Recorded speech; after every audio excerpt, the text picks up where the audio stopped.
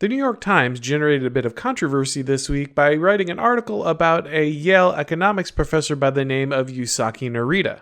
The economics professor has now become infamous in his home country of Japan by suggesting that the best way that country can avoid its looming demographic crisis is to have its older generation commit ritual suicide. And you can understand why this would be incredibly controversial. He's suggesting that a couple generations of people in Japan should undergo seppuku, the grisly disembowelment ritual of the samurai.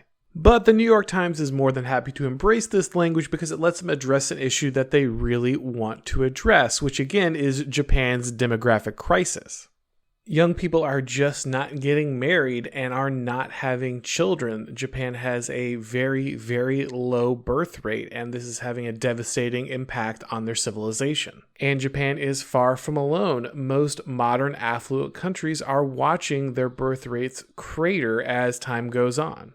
But the effect does seem more pronounced in Japan, and of course Japan is also famous for not embracing one of the solutions that so many Western countries have embraced. They refuse to increase immigration. And this is why Japan is so often the target of these progressive articles. They desperately want to force this solution onto Japan as the only way to keep its population up.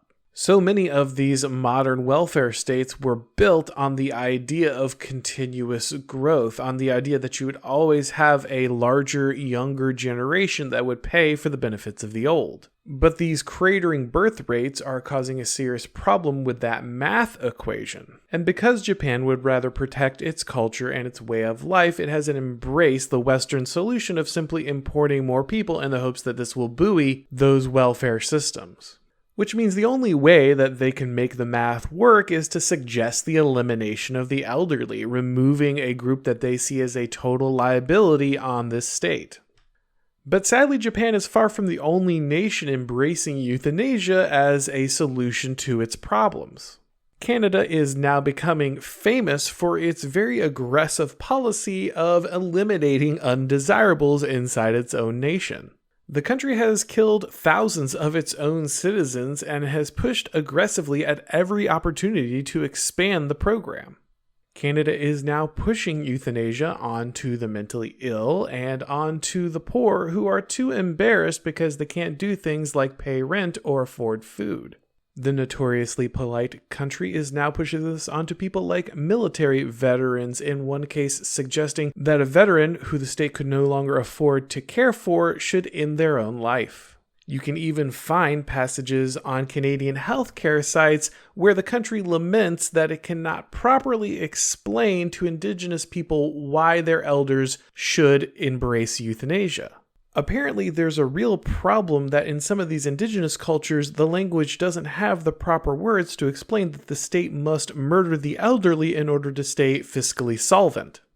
Canada is a country that reads land acknowledgements at the opening of every public event to show that they honor the indigenous people from whom they took the land they're standing on, but also does a lot of complaining that it can't properly articulate to these indigenous people why they have to wipe out generations of their elders. Obviously, Japan and Canada are two very different cultures, but for some reason the modern solutions are always the same. Either open your doors to unrestricted mass migration, or start wiping out your elderly and others that are deemed a burden to the state. And let's be honest, it's always going to be both of these at the end of the day. Democrats in the media laughed long and hard at Sarah Palin and her suggestion that government healthcare would end in death panels. But surprise, surprise, just a little over a decade later, this seems to be the only solution that any of these progressives can come up with. In a similar vein of modern dehumanization, just a few weeks ago, a Norwegian professor caused some outrage for suggesting that brain-dead women should be used as surrogates for couples who can't biologically have children, in a journal of theoretical, medical, and bioethics. By the way, almost anyone who describes themselves as an ethicist is a complete sociopath, and you should avoid them at all costs. They should be discarded, probably locked away in some kind of prison. Obviously, this suggestion is horrific and deeply dehumanizing. It conjures horrific sci-fi imagery like The Matrix, where humans are artificially grown and harvested by uncaring robots. Or something like the later novels in the Dune series, where grotesque aliens use drugged up females of their species to artificially grow other living beings.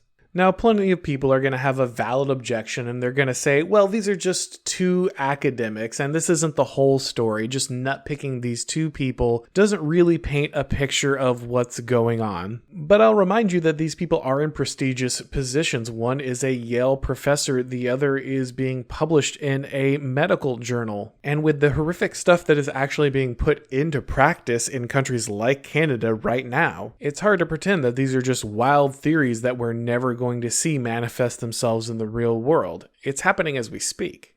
The other objection people might raise is, well, this is far from the first time that life has ever been cheap. Many ancient empires and even relatively modern states did horrific stuff and treated humans as if they really didn't matter. They were more than happy to sacrifice large groups of people for their own ends, and that's a fair point. I think the reason that these more recent examples are so shocking is that they exist in the context of a modern promise of infinite progress, and they threaten to kind of burst that bubble. They stand as the final acknowledgement that these massive modern state leviathans can't continue to innovate their way out of our current problems. Modern civilizations abandoned the divine and the mysterious with the promise that reason, quantification, and efficiency would bring an earthly utopia. But now the ugly truth is coming into full view. The loss of an animating metaphysical spirit has robbed modern people of that which drove their ancestors to greatness. The loss of meaning and identity that accompanies the massification and homogenization demanded by modern bureaucratic leviathans causes societies to decay, not advance. The miracle of efficiency that massive modern organizations promised paid an impressive dividend for a time, but few people understood the true cost of this process, or that it would have a brutal and abrupt end. Now that these modern monoliths of state and capital have reached the limit of their carrying capacity, dehumanization becomes the only way to keep their ship afloat. Something like motherhood loses any aspect of the sacred, and women simply become walking wombs for commodified birthing. A useful widget that will allow regime-favored groups a chance to produce the simulacrum of a family. A group like the elderly lose their status as a wise council honored for their prior sacrifices for the civilization and heeded due to their collective experience. Instead, they become a burden to be jettisoned so the state can balance its ledger for one more cycle, stave off the inevitable decay for just a little longer. Destroy a little bit of what it means to be human with every turn of the wheel, all in the name of some abstract humanity. And this is why these faceless, soulless forces of modern bureaucracy must lose in the end. They're doomed because they have no ability to turn to the good, the beautiful, and the true. They only have the ability to crush the final ounce of efficiency out of a civilization that once pursued greatness. Those that emerge from the other side of this will be those that were able to turn their backs on the promise of slow, comfortable decay for something that was truly human.